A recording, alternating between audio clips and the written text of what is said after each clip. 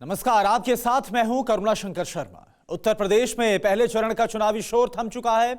10 फरवरी को 11 जिलों की 58 सीटों पर वोट डाले जाएंगे। फर्स्ट राउंड से ठीक पहले बीजेपी ने संकल्प पत्र जारी किया। जवाब में समाजवादी पार्टी ने भी 22 वादों का वचन पत्र जारी किया। लेकिन चुनावी वादों के ज्वार के बीच यूपी का सियासी पारा अचानक से बढ़ गया। एआईएमआईएम चीफ असदुद्दीन ओवैसी ने यूपी में दक्षिण के हिजाब विवाद की एंट्री करा दी है। यूपी के संभल में ओवैसी ने जनसभा की, मुसलमानों को गोलबंद करने की कोशिशें की गई। अब सवाल यह है कि यूपी के 20% मुसलमान आखिर किसके साथ हैं? मुख्यमंत्री के तौर पर मुसलमानों की पहली पसंद आखिर कौन है? आज इसकी पड़ताल उस छपरौली सीट से करेंगे जो 85 साल से चौधरी परिवार का अजय गढ़ है।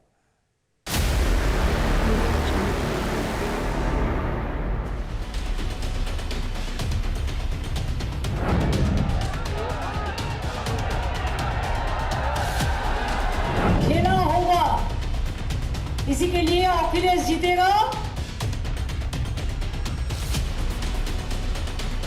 फिर से 300 पार की सरकार हम उत्तर प्रदेश में बनाएंगे। हम जो कहते हैं वो हम करते हैं। लड़कियों की शिक्षा को केजी से लेकर के पीजी तक मुफ्त किया जाएगा। जिस वक्त सियासत यूपी में संकल्प बनाम वचन पत्र पर बहस छिड़ी थी, ठीक उसी वक्त दक्षिण में हिजाब बनाम भगवा स्कार्फ पर बवाल छिड़ा है।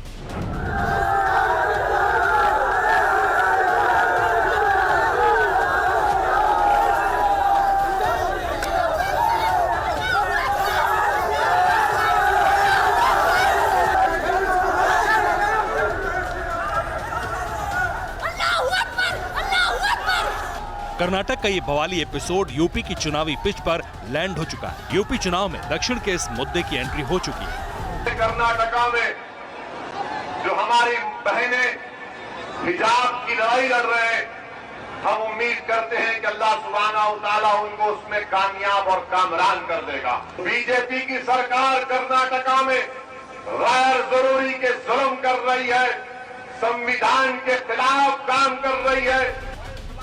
संभल में ओवैसी का सियासी मंच सजा था। इसी मंच से बैरिस्टर ओवैसी ने कर्नाटक के हिजाब की यूपी में एंट्री कराई, वो भी अपने चिर परिचित लहजे में, अपने तल्ख और तेजाबी तकरीरों के जरिए। आज हमने वो वीडियो भी देखा कि हमारी एक बहादुर बेटी कर्नाटका में मोटरसाइकिल पर हिजाब पहन कर आती है। एक 25-30 का नौजवानों का हुजूम इस नकाब बुर्का पहनी हुई बच्ची को डराने के लिए दौड़ता है। मैं सलाम करता हूं और इस बेटी की बहादुरी को। मैं सलाम करता हूं उस बच्ची के माँ बाप को जिसने उस बच्ची को इतना बहादुर बनाया। ये आसान काम नहीं था। उस बच्ची ने उन नौजवानों की तरफ देखकर पुकार कर कहा, अल्लाहु अकबर, अल्लाहु अकबर, अल्लाहु अकबर। दक्षिण को मुद्दा बनाकर भाईजान ने जंगे यूपी में मिसाइल दागी। ओवैसी ने जो कहा उससे यूपी के मुसलमानों का मन कितना बदला। उस बच्ची ने आपको पैगाम दिया, उत्तर प्रदेश की जनता को पैगाम दिया, कमजोरों को पैगाम दिया। अगर हुजूम तुम्हारे सामने आता है तो आने दो, तादाद बड़ी है तो आने दो, मगर अगर तुम्हारे दिलों में तवक्कुल है, अगर तुम्हारे दिलों में इत्मीनान है तो हजारों का लश्कर आ जाए। अगर कोई एक खड़े होकर कहेगा अल्लाहु अकबर, उस बच्ची ने होकर दिखाया। उत्तर प्रदेश के मुसलमान बैरिस्टर ओवैसी की दलीलों से कितने मुतमईन हैं, इसकी पड़ताल करने एम फैक्टर का कारवां छपरौली पहुंचा। वही छपरौली जहां 84 साल से चौधरी परिवार की चौधराहट कायम है। रात तो वक्त की पाबंद है, ढल जाएगी। देखना है कि चरागों का सफर कितना है। जी हाँ, कुछ इसी तरह चुनाव की तारीखें तय हैं और परिणाम का वक्त भी मुकर्रर है। लेकिन हमें ये देखना है कि परिणाम वाले दिन कौन सा सियासी दिया तारा बनकर चमकेगा और कौन से सियासी दिए बुझ जाएंगे। नमस्कार, मैं हूं श्रीनिवास और इस वक्त मौजूद हूं बागपत जनपद के छपरौली विधानसभा क्षेत्र में अपने उसी अहम सवाल के साथ कि आखिर आने वाले चुनाव में यहां के मुसलमान किसके बनेंगे भाईजान और क्या कहता है मुसलमानों का सियासी मूड मीटर। मुस्लिम बिरादरों की नजर निजामत यूपी पर हमेशा रही। मुगल बादशाहों की बादशाहत हो, फिरंगी राज हो, छपरौली ने सब देखा। मौजूदा वक्त में छपरौली आरएलडी का अभेद्य किला है। चौधरी परिवार के वर्चस्व के बूते 2002 से 2017 तक इस सीट पर आरएलडी के कैंडिडेट ही जीतते आए। छपरौली को फतेह करने की तैयारी हर पार्टी कर चुकी है। चेहरे मोहरे मैदान में आरएलडी ने 84 साल का गढ़ बचाने का जिम्मा 2002 में विधायक रहे प्रोफेसर अजय कुमार को दिया है। बीजेपी ने सहेंद्र सिंह रमाला को कमल खिलाने का जिम्मा सौंपा है। कांग्रेस ने यूनुस चौधरी पर दांव खेला है। बहन जी ने भी मुस्लिम चेहरे मोहम्मद सादिक को मैदान में उतारा है, जबकि आम आदमी पार्टी ने राजेंद्र खोसर पर भरोसा जताया है। ऐसे में छपरौली के मुस्लिम बिरादर किसके कदरदान बनेंगे और क्यों? इस वक्त हम मौजूद हैं चौधरी चरण सिंह की कर्मभूमि छपरौली में। जी हाँ, वही छपरौली जहां से लगातार 1967 से 1974 तक चौधरी चरण सिंह विधायक रहे, प्रदेश की मुख्यमंत्री की कुर्सी तक पहुंचे। इतना ही नहीं, देश की प्रधानमंत्री की कुर्सी तक भी पहुंचे। और सबसे बड़ी बात, ये वो इलाका है जहां से कभी भी आरएलडी की टिकट पे कोई भी उम्मीदवार आया उसके हाथ जीत ही लगी। यहां तक कि 2017 में मोदी के प्रचंड लहर में भी यहां से आरएलडी के उम्मीदवार की जीत हुई थी। हालांकि वो उम्मीदवार चुनाव जीतने के बाद अपना पाला बदलकर भारतीय जनता पार्टी में चले गए थे। फुरकान भाई, क्या चल रहा है माहौल? माहौल जी नल पे ही चलेगी वोट। नल पे चलेगी जी, हैंड पाइप।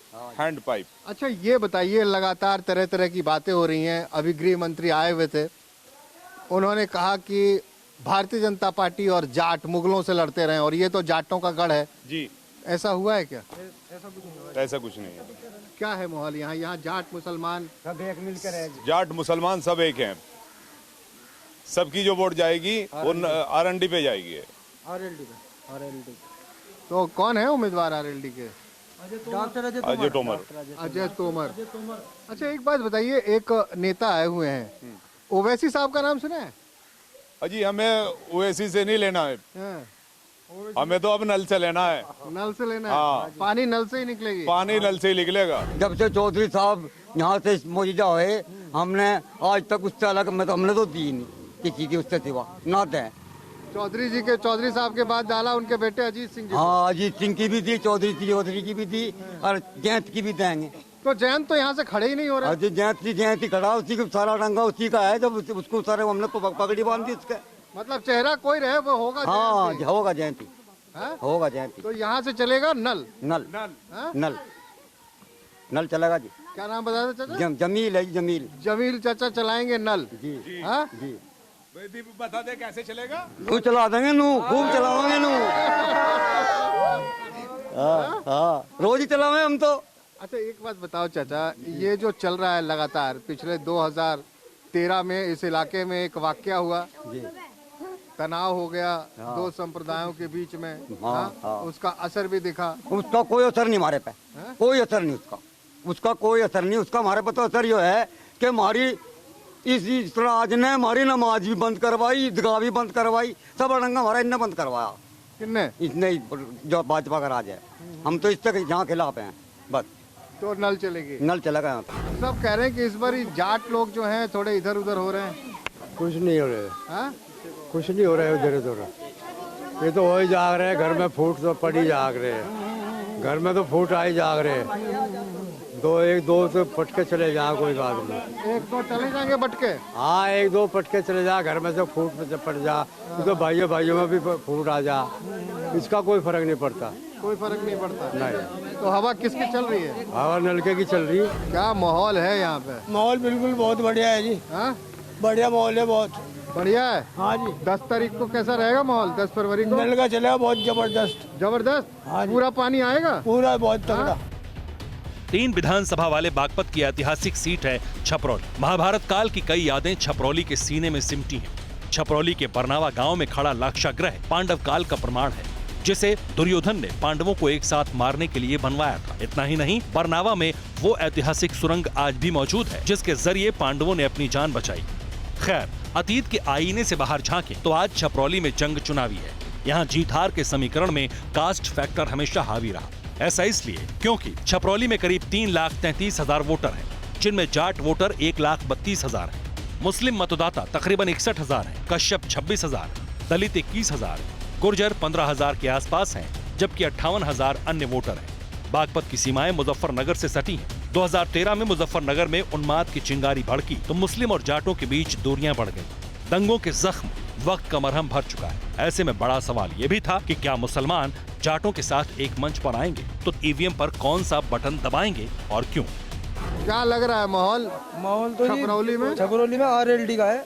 आरएलडी का है, ऐसा क्या कर दिया आरएलडी ने? आरएलडी का जी, इस सरकार से सब तबाह हो चुके हैं। योगी सरकार से सबसे बड़ा मुद्दा है महंगाई का।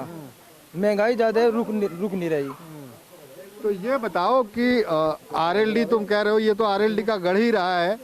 सन 67 से जब एक बार पहली बार चौधरी अजीत सिंह जीते, उसके बाद यहाँ से आरएलडी वाले ही जीतता रहा है।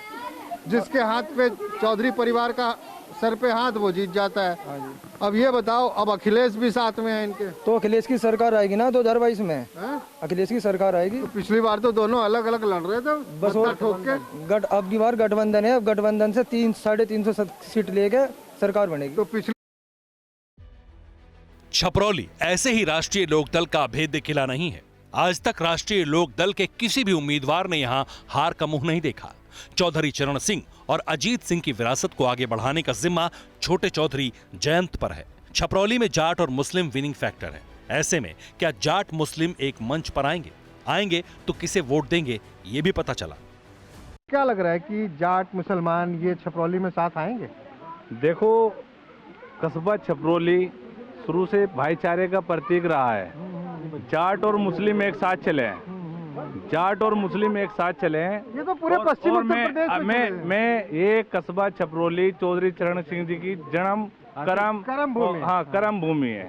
मैं आपको बता देना चाहता हूँ, आज तक इस सीट पे से माननीय स्वर्गीय चौधरी चरण सिंह जी से लेकर आज तक उनका चाहे कोई प्रत्याशी उनके सिंबल पे लड़ा हो, कभी आज तक उन्होंने हार का मुंह नहीं देखा। और यहाँ पर ये समझ लो, मुस्लिम और जाट मिलके इस बार भारतीय जनता पार्टी को उखाड़ने का काम करेंगे। इस बार लेके दिल्ली गोल चक्कर से और पश्चिम के सहारनपुर और तुम्हारा जो देहरादून से एरिया लगता है, मैं आपको बता देना चाहता हूँ, इस बार भारतीय जनता पार्टी का सफाया करने जा रही है यहाँ की आवाम।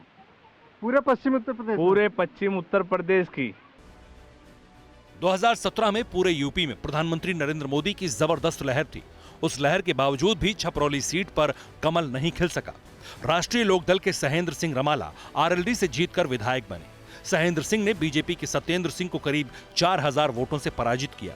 लेकिन यूपी में बीजेपी सरकार बनने के बाद आरएलडी विधायक सहेंद्र सिंह बीजेपी में शामिल हो गए। सहेंद्र सिंह रमाला इस बार बीजेपी के टिकट पर छपरौली विधानसभा से फिर मैदान में है। ऐसे में क्या मुसलमान इस बार भी सहेंद्र सिंह के साथ जाएंगे, आरएलडी का ही हैंडपंप चलाएंगे या किसी और पार्टी की पताका फहराएंगे? ये बताओ, क्या क्या माहौल है? माहौल ठीक है जी। नल चलेगा? नल चलेगा जी, जबरदस्त नल चलेगा। आगे तो कह रहे थे कुछ की हम खिलाएंगे। एक दो तो सभी पार्टी में होती है सर। एक दो पार्टी में तो होता है, दो बंदा होता है सर। पूरा चलेगा दबा के, नल का चलेगा दबा के। पहले भी हमने ज्यादा मत चलाना यार, बाढ़ आ सकती है। कोई बात नहीं, बाड़ी लानी जी। पहले भी हमने नल का जिता के भेजाना छिंदरा मालो। बागपत में हमेशा से गन्ना अहम मुद्दा रहा है। गन्ना बनाम जिन्ना की चुनावी जंग में होड़ मुस्लिम और जाटों को साधने पर भी है, क्योंकि बागपत में जीत उसी की होती है जिसके साथ यहाँ के मुस्लिम और जाट जाते हैं। बागपत जिले में 3 विधानसभा सीटें हैं, लेकिन 2017 में मोदी लहर में सारे जातीय समीकरण ध्वस्त हो गए। 2017 में विधानसभा नतीजों पर गौर करें तो बागपत में 2 सीट पर बीजेपी ने कब्जा जमाया, जबकि छपरौली विधानसभा राष्ट्रीय लोकदल ने जीती। लेकिन चुनाव जीतने के बाद आरएलडी विधायक भी बीजेपी में शामिल हो गए। लेकिन 2012 में यहां के मतदाताओं ने हाथी की सवारी की थी। तब बागपत की 3 सीट में से 2 सीट पर बहुजन समाज पार्टी के उम्मीदवार जीते। तब भी छपरौली सीट पर राष्ट्रीय लोकदल का ही कैंडिडेट विजयी रहा। अखिलेश और जयंत एक साथ आकर जीत की ताल ठोक रहे हैं। वहीं बीजेपी भी पूरी तैयारी के साथ चुनावी मैदान में है, लेकिन फैसला भाईजान को करना है कि वो 2022 में किसे यहां से लखनऊ भेजेंगे। क्या हुआ चाचा? हैं? हम तो जी अखिलेश को देंगे यहाँ वोट। अखिलेश कहाँ है यहाँ? हाँ तो गठबंधन में है। गठबंधन में? हाँ। हमने सुना लठबंधन होने वाला है। हाँ होने वाला है, चिंता न करो। सरकार है कि गठबंधन वाले लठबंधन करने वाले हैं। सरकार बदलेगी। हाँ। अरे ना बदल रही। बदलेगी जी। कैसे बदलेगी? अजी बदलेगी, बहुत। कैसे बदलेगी? बदलेगी, वोट डाल देंगे, यूँ बदलेगी। पिछली बार डाला था? हाँ डाला था। ना बदली भाई, वो तो देखो कुदरत का खेल है। वो तो कुदरत का हाथ में, वोट डालना है हमारे हाथ में तो। चलिए भैया, तो छपरौली का तो यही माहौल है, कह रहे हैं चलेंगे दोनों नए लड़के। तो आज इस एपिसोड को यहीं विराम देते हैं, अगले एपिसोड में फिर कहीं और मुलाकात होगी। अड़ी सोमवार से शुक्रवार शाम 6 बजे सिर्फ TV9 भारतवर्ष पर।